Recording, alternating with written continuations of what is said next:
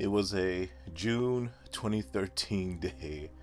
It was nearly 3:30, and I'm in my bed, like super nervous, super anxious about directing what I consider to be my first real short film. And 3:30 was the start time for the production of Anna, day one. And I was just, I don't know, I had all kinds of thoughts in my head. Was I gonna be actually good at this directing thing? I had directed things before, but it was just one man crew stuff with me, like doing the starring and the writing, the editing, the shooting, all that. This was gonna be the first time I was gonna film something with other people. It was a very small cast and crew. But it was a cast and crew, and I don't know. I was just in my bed thinking, like, do I have what it takes to do this? Is the project gonna come out good? Are we gonna come in on time? Like, it was a 3 day shoot. It was scheduled to be a 3 day shoot. And another thought that was running through my head was like, there was a part of me that was like wishing a little bit, not like a for real wish, but yes, like, thinking, wishing that, hey, maybe nobody will come, maybe nobody will show up, and then I won't have to direct anything, and then my nerves could go ahead and, like, subside. I could feel normal, relaxed, and we could shoot another day. Part of me was really thinking that, kind of hoping something would go wrong, so I wouldn't have to shoot that day. But 3:30 came around, and everybody showed up who needed to show up that day. It was the main actress, Brandi Bravo, who played Anna. She showed up. Rachael Wagner, the makeup effects artist, she showed up, and my cinematographer, Jessie Ing, she showed up. Editor's note: there is one other crew member I forgot to mention who worked on the production of Anna. She was the assistant to special effects makeup artist Rachael Wagner. I would like to say what her name is, but I do not know her name. She has transitioned since the production of Anna, and I don't want to dead name her. I've searched all over the internet to find out her name, and I haven't found that information as of yet. If I do find out her name, hopefully I'll find out her name. I will post her name in the description of this video. Thank you for your contribution. So everybody showed up to the location, which was my uncle's apartment. My uncle Kenny, who was so kind enough and generous enough for me, like generous enough to me to allow me to film in his place for as long as I want, no payment, no anything. And he passed away a few years ago, and God rest his soul. He was a great man, and I miss him and always will miss him. Thank you so much, Kenny, for allowing me to film at your place. I guess my first director duty, I guess, was Rachael. She had asked me where to put my stuff, like her things to pull off, the makeup effects and all that. And she had like a carrying case, a sizable carrying case where she could put him.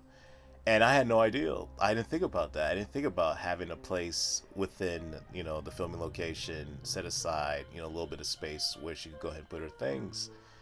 I didn't think about that. I should have thought about that, like how she's gonna pull off the effects, how she's gonna go ahead and apply her makeup and stuff. Like, she's gonna have supplies. And I didn't think about that, and I felt foolish that I didn't have space, set aside for her belongings. So I quickly went ahead and inside the apartment we were filming in, put some things to the side and made space for her. And then we continued. The next thing was like, I can't remember what was exactly the next thing, but I remember one of the things I do remember for sure that was quite a challenge. The first, big challenge was the SD card. And so I had a camera. I had a Canon T3i.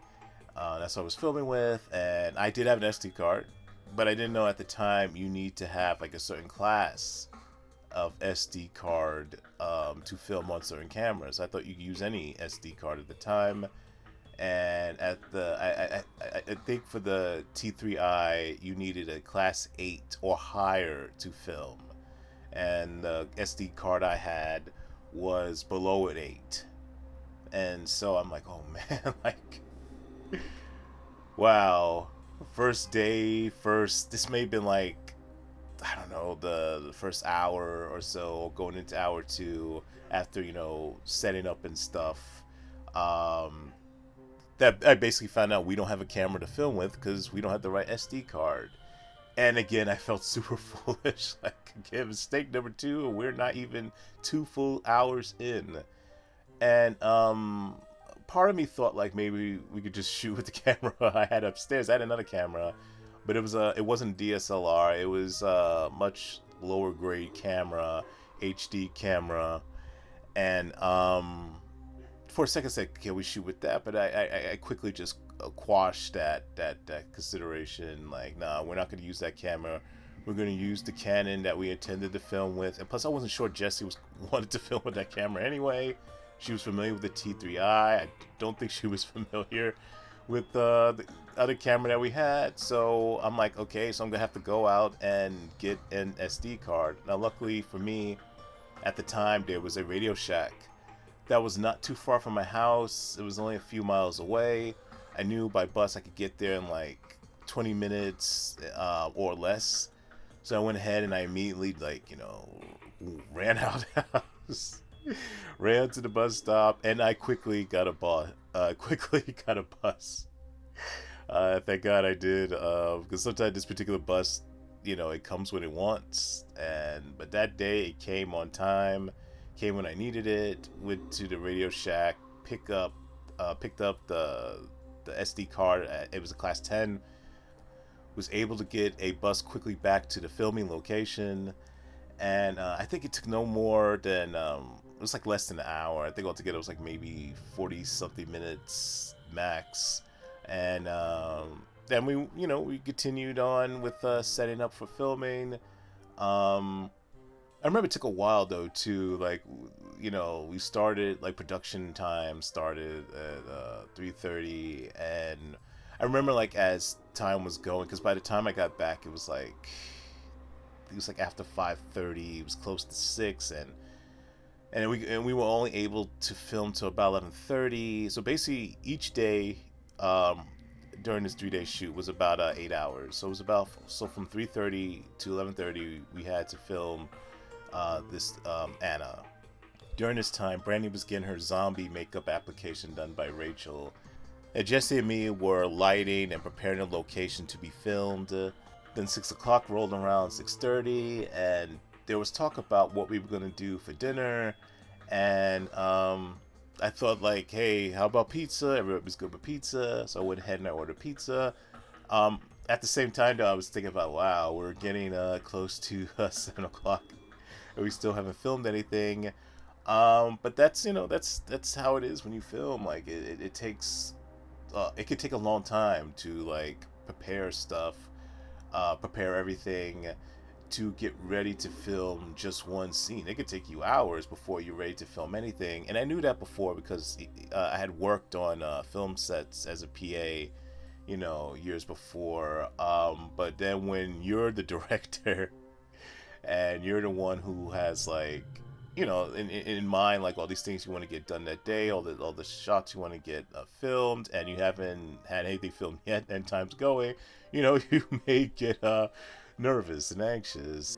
And I was thinking, like, really get worried we were going to film anything, particularly where we ate before we even shot anything.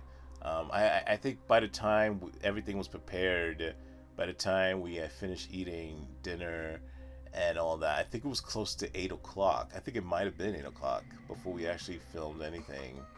But once we started filming, we just kept going and going and going and going. Before I go any further, I should have provided a brief synopsis of what Anna is about. Anna is about a zombie named Anna, who is an intelligent zombie, an emotive zombie, who is dealing with an eating disorder, and basically, like, a day in her life with the challenges that she faces as a zombie. I can't remember what was the very, very first scene that we shot of Anna. I do remember at least one of the earliest ones was Anna walking into the apartment in the film, um, carrying a small bin of innards, human parts, and then stuffing them into much smaller bins, like food bins you would put for like leftovers, and then putting those leftovers into the fridge. We also filmed that night, seeing when Anna was about to go ahead and feast, her food on a tray, and then she flips over the tray in anger. There was also a scene when Anna was like scribbling into her notebook, her diary, over and over again that she was ugly. And yeah, like we didn't film a ton that night, but we filmed enough that I felt like, a sigh of relief, like we filmed something. And we filmed everything that I planned to film that day.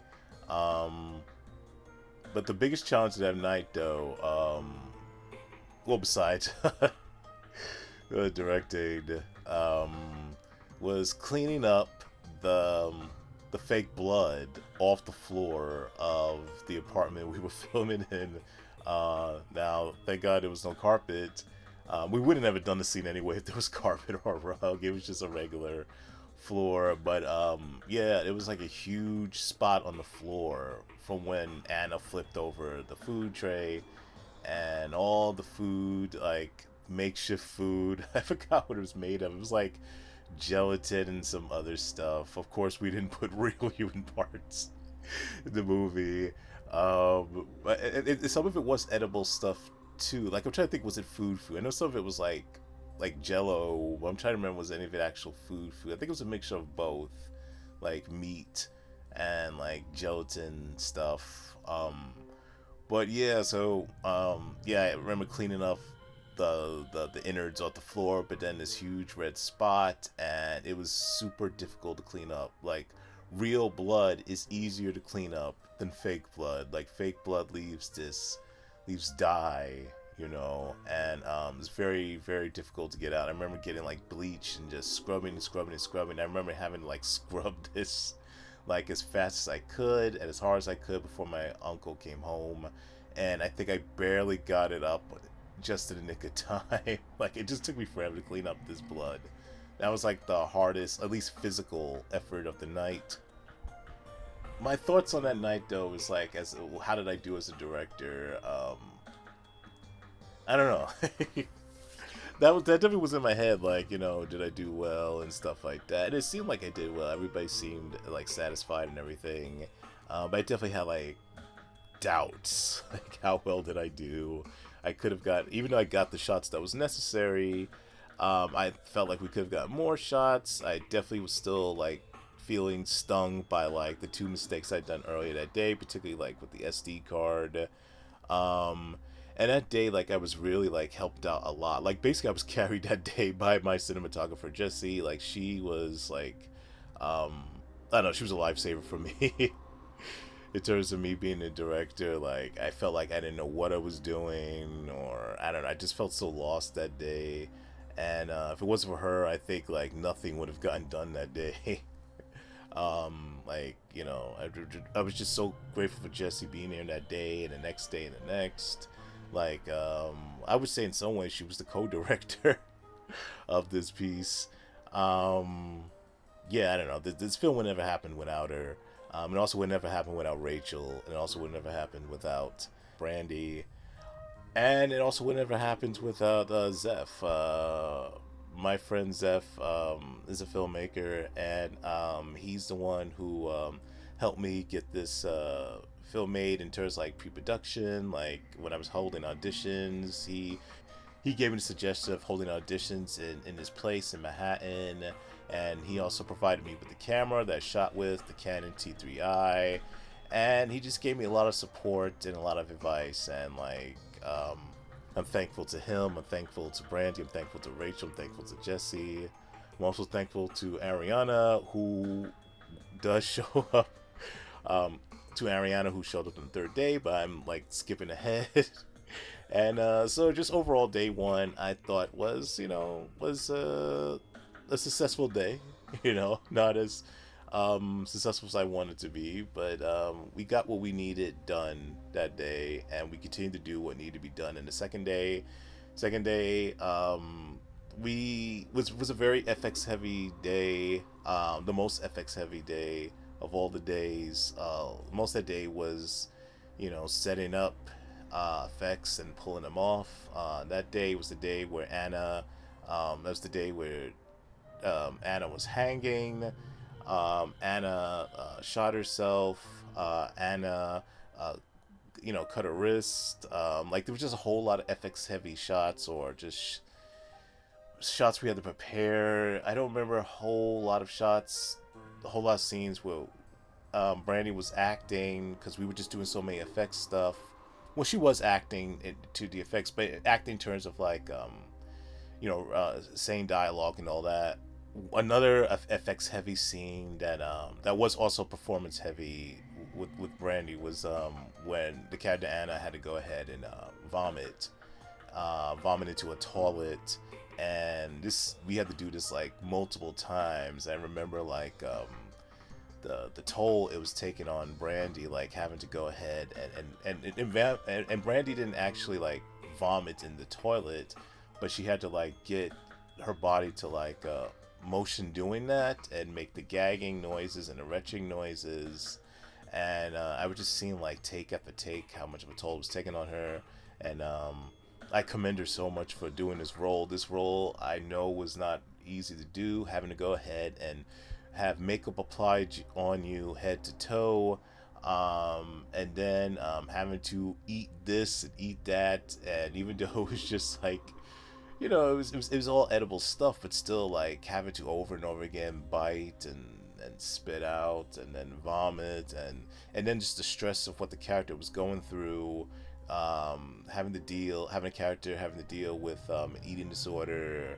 And yeah, it was definitely a very physically demanding role, mentally demanding role, and I just thank her so much for, taking the role and excelling with it and being patient with it. And yeah, so I'm just thinking about that scene in the bathroom, and I just wanted to like, I wanted to get it right, but at the same time I wanted to get it as fast as done as possible. And we got it done. We got it as fast as we could. And that day, yeah, like it was just a lot of like stops and like starts and stalls.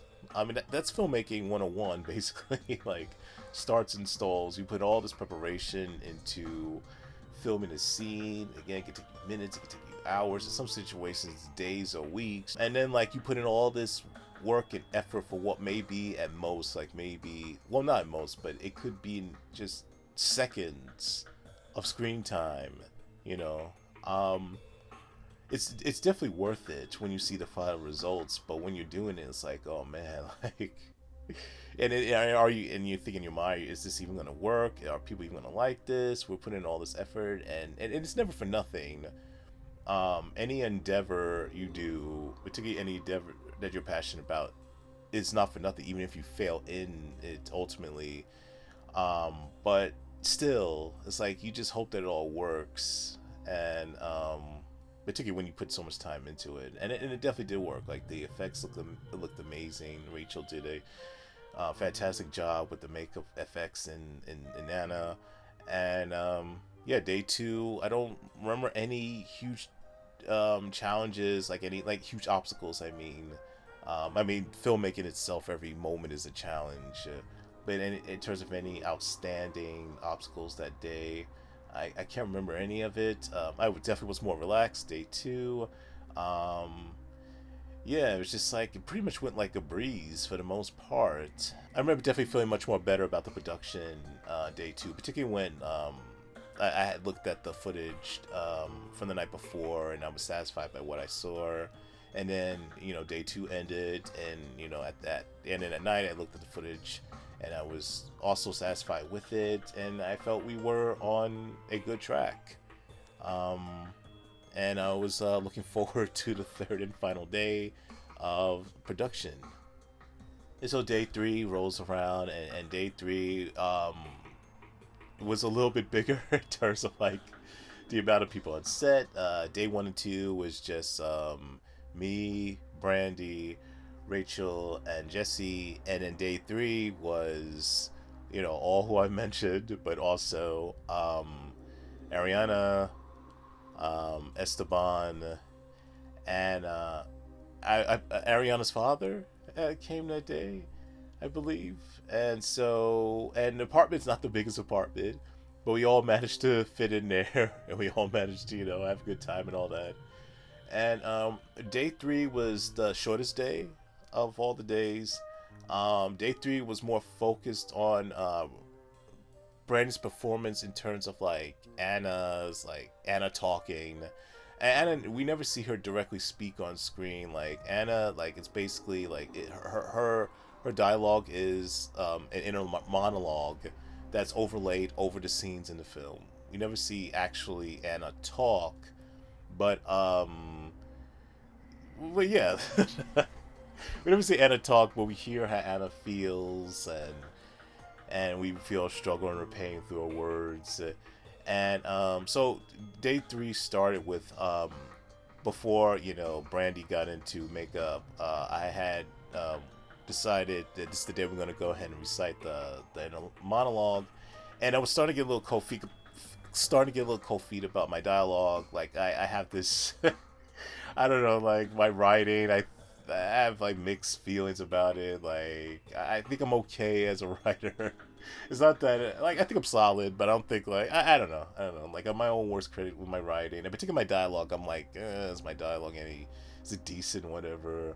And so yeah, I was having cold feet, and I was thinking about like cutting the dialogue in half. Her inner monologue, and so like at last minute I had went ahead and I had re-edited the dialogue, like cut it down for what it was, and I told Brandon like, hey, this is what we're gonna be this what and I told her this is what we're gonna be recording in terms of dialogue. I had cut it down by quite a bit, and I remember the look on Brandy's face was like, like, yeah, I prefer not to do that. Like, I already, like, I she had already prepared with the script I originally had, with the original monologue, which was a lot longer, and I don't know. She just made it clear as respectfully and kindly as possible. Hey, Matt, let's just stick with what you originally wrote, you know. And if you want to edit anything, remove anything, you could do that during post. And I thought, okay, all right, like we could definitely do that. There was a part of me that was like, that felt good hearing that, she thought my dialogue was good enough as is, and she wanted to stick with that, and she felt good with that, and and I thought like, wow, someone actually thinks my dialogue was good. They wanted to recite every single word. And I was thinking to myself, man, you're overthinking it. Like, just believe in yourself, believe in what you wrote, and just stay with it. Like, just stay the course. And I am so glad that I had listened to Brandi and recorded the monologue at and recorded the monologue in full. Because had we had gone with the idea of me doing the edited version of the monologue, I don't believe I would have had enough dialogue for the short. I definitely would have. It definitely would have been lacking. Because the dialogue, the inner monologue that we recorded, the full one, was enough for the beginning of the film to the end. And had we had recorded the edited version, it would have not been enough for the whole entire film, even though the whole film barely runs 5 minutes. But it just would have been missing. The film would have just suffered for it. So after we had recorded the dialogue, we had went ahead and went into filming the scene. Wagner goes ahead and kills this young woman. The character is called Young Woman, and she was played by a friend of mine named Ariana Vasquez. And that scene, it was like that was the one I was most concerned of like pulling off properly because of safety reasons. In the scene, Anna crouches over her and takes her head and like bashes it against the floor, the hard concrete floor. And I was very concerned that I want to make certain that Ariana's head didn't actually hit the floor, but I also wanted to shoot it in a way that it was like. But I also wanted to shoot in a way that looked like her head was hitting the floor, but of course I did not want her head to make contact with the floor even in the slightest. So we came up with the idea of like getting a small little, um, I don't know if it's like a pillow, but it's like a really, really, really small, I guess, pillow cushion that we put underneath Ariana's head, and then we turned the camera in such a way, angled it in such a way that you couldn't see the little cushion, little pillow, even though if you pause to see, you can tell like there's like it's like maybe in a frame or two or three, the pillow. But I was just hoping like after every single take, like I asked Ariana, was she all right? Was she all right? Was she okay? And she was okay. She was not hurt. She was not injured at all. When we filmed the scene, but I just wanted to hurry up and get this scene over with because I didn't want anything to happen to Ariana. Yeah, we wrapped up filming, and everybody went home. Remember the cast and crew? They went home with each other, all together at the same time, and I, fixed the apartment, back to what it was before we filmed, and I felt great relief after it was all done. I proved to myself that I could direct something. I proved to myself that I wasn't a failure, that no matter what had happened with the final results of Anna, the short film itself, I could direct with other people. I could handle, a cast and crew. And I got every shot that I needed. And yeah, like at that point, I felt like a true filmmaker at that point. Like before, like even though I was a filmmaker before, making stuff on my own, like now that I felt that I stepped up my game, and I could truly call myself a filmmaker. After getting Anna, filmed, and I was proud of myself, and I was even more so proud of the cast and crew, and I told them how much I appreciated all the help that they gave me to make this, to make my vision a reality. And yeah, it's just it was definitely one of the best moments I had, finishing Anna, at least the directing portion of Anna. The first screening for Anna, and the first screening I ever went to ever for anything that I've ever made, was held at a place. I'm sorry, I don't remember the name of the place. It was a place in Manhattan. But the screening was led by Christina Rhea, an awesome filmmaker, and she gave me the opportunity to have my very first screening anywhere, and I am very grateful for that.